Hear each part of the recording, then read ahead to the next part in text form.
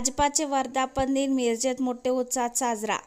जगातील सर्वात मोठा राजकीय पक्ष असलेल्या भारतीय जनता पक्षाचा 47वा वर्धापन दिन मिरजेत मोठ्या उत्साहात साजरा करण्यात आला.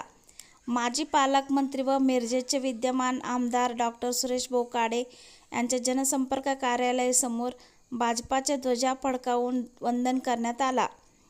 यानंतर पदाधिकारी व कार्यकर्त्यांनी मिठाई, पेढे व जिलेबी वाटप करून आनंदोत्सव साजरा केला. मिरज विधानसभा मतदारसंघातील पदाधिकारी व कार्यकर्ते यावेळी मोठ्या संख्येने उपस्थित होते.